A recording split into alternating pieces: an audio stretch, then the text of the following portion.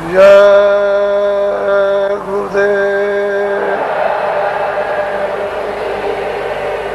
जय गुरुदेव। जय गुरुदेव। जय गुरुदेव नाम किसका, जय गुरुदेव नाम किसका, जय गुरुदेव नाम किसका। नर नारियों, बच्चे और बच्चियों,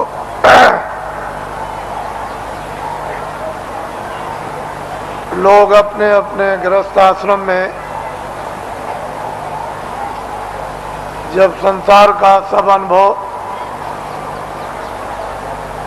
बच्चों का, भाइयों का, माता पिता का, पत्नी और पति का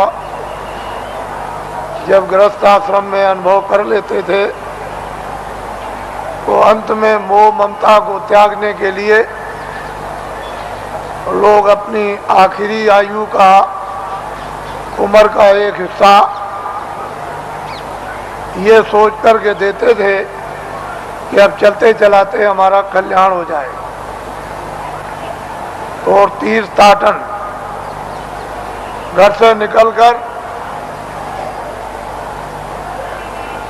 भागवत या गीता कराकर और भोज कराकर देशाटन के लिए, तीर्थ यात्रा के लिए निकल पड़ते थे और ये हाथ जोड़ते थे कि हम आ गए तो आ गए, अब हमको ये समझो कि हम नहीं हैं। हमारा यदि समय पूरा हो जाए तो हम बीच में ही चले जाएंगे। इस तरह से लोग घर से निकलकर तीर्थों में, देवस्थान में, ऋषियों मुनियों महात्माओं के आश्रम में लोग आखिरी आयु में भ्रमण करते थे। ये आशा तोड़कर जाते थे कि अब हमको घर में वापस नहीं जाना, और रास्ते ही में उनका शरीर शांत हो जाता। सियार ने खाया, ऐसे ही पड़ा रह गया, गड्ढे में गिर गया, किसी ने फेंक दिया, ये कुछ नहीं। घर से निकल गए और चले गए। पहले सभी आश्रमों में ये नियम था। अब ये किया गया, अब ये बताया गया है कि गृहस्थाश्रम में रहो और आपको सच्चा सत्संग, सच्चे महात्मा का मिलना चाहिए, जिससे सत्संग और उसके वायुमंडल में अगर यदि शरीर शांत होता है तो अपने को वो परम सौभाग्यशाली ये समझे कि मेरी आत्मा का हो गया कल्याण। मैं जो कह रहा था कि अगले साल इसमें से कितने लोग यहाँ पर जो बैठ करके सुन रहे हैं वो अगले साल यहाँ नहीं आ सकेंगे, उनका समय पूरा हो जाएगा। इससे ये मालूम होता है कि आपका समय साल से कम रह गया, इसलिए दोबारा फिर ये आपको अवसर नहीं मिलेगा। न तो आप दर्शन दे सकते हो और ना आप दर्शन कर सकते हो और ना आप सत्संग सुन सकते हो, क्योंकि श्वासों की पूंजी समाप्त हो जाएगी और अनमोल मनुष्य शरीर किराए के मकान से जीवात्मा को विवश और लाचार होकर के निकलना पड़ेगा। तो आपने देखा होगा, आज सुबह लाइन में खड़े हुए पूजा के लिए, न कोई बीमार है, आराम से खड़े हैं और पूजा की प्रतीक्षा में है कि हम वहां तक पहुंच जाएं और प्रसाद ले लें, और बस उतने ही में जमीन पर बैठे और शरीर छूट गया, यानी जीवात्मा शरीर से निकाल दी गई। ये जीव का बहुत ही अहोभाग्य। ऐसा अवसर जीवों को मिलता नहीं है। ऐसे वायुमंडल में, ऐसी देखरेख में, ऐसे संकल्प में, ऐसे संदेश में, मालिक की याद में, उसकी पूजा में अगर श्वासों की पूंजी समाप्त हो जाती है और शरीर से जाना पड़े तो उसकी संभाल हो जाती है, तो जीव इधर उधर नहीं जा सकता। महात्माओं को मालूम है ये जीव कहाँ जाएगा और इसका हिसाब किताब कहाँ पर होगा, वो पूरा उनको मालूम है। जिस तरह से खुली आंखों से आप हमको देखते हो बाहर की शरीर की आंखों से, और मैं आपको देखता हूँ, इसी तरह से अंतर्ज्ञान दृष्टि के द्वारा वो सब कुछ दिखाई देता है कि जीव इधर से जैसे ले जाए जाते हैं वो कैसे जा रहे और कहाँ इनका हिसाब होता है, ये महात्माओं को सब मालूम। पिछली किताबों में महात्माओं ने बहुत कुछ आपके लिए निराकरण कर दिया है और उन्होंने आपको बहुत विश्वास दिला दिया, उसके कहने की जरूरत नहीं है। तो दो आदमियों का यहाँ पर शरीर छूट गया और कल दोनों के दोनों ही गए।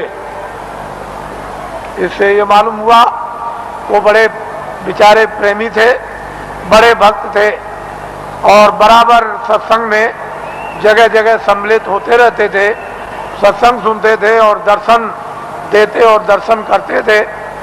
ऐसी उनकी बड़ी तीव्र लालसा रहती थी। तो ऐसे लोगों का तो वैसे भी काम हो जाता है। जो नामदानी जंगल में रहते हैं, जो यहाँ सत्संग में नहीं आए, अगर उनका भी शरीर छूटता है तो उनके लिए भी इंतजाम बंदोबस्त करके रखा है कि उनकी भी जीवात्मा गड्ढे में नहीं जा सकती। उनको मालूम है कि कहाँ किस समय पर। इसके माने ये नहीं है कि यहाँ सत्संग में बैठे हैं और आपका दर्शन कर रहे और दर्शन दे रहे और वो जंगल में जीव जो है वहां से चला गया, ऐसा नहीं। उन्होंने पहले ही से इंतजाम करके पूरा रखा है और उनको मालूम रहता है कि जीव यहाँ से नामदानी जा रहा, उसका इंतजाम कर दिया।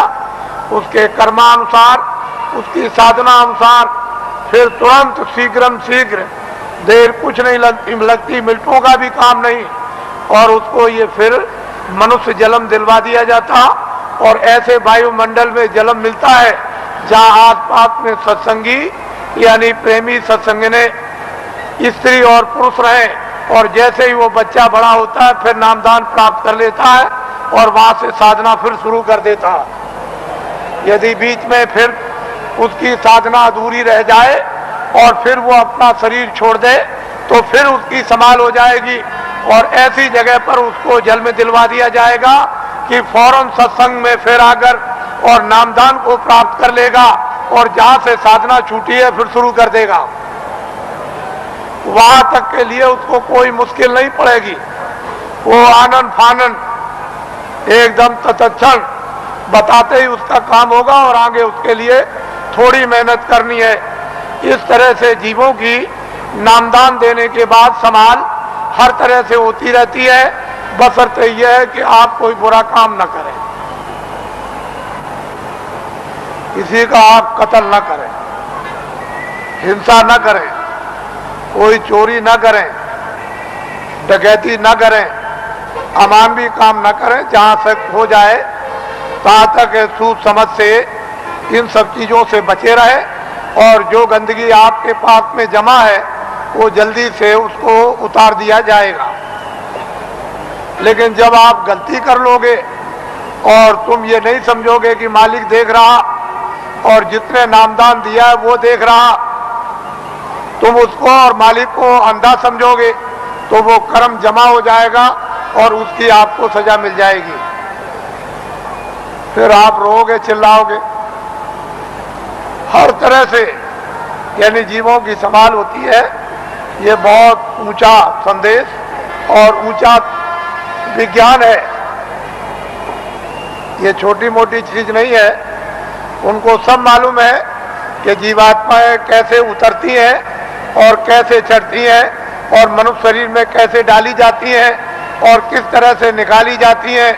फिर ये किन किन योनियों में इनके जाने का हिसाब होता है और उनके तार यानी उनकी डोरियां किस किस तरह की हैं और कौन कौन सी डोरी किस किस योनि में 84 में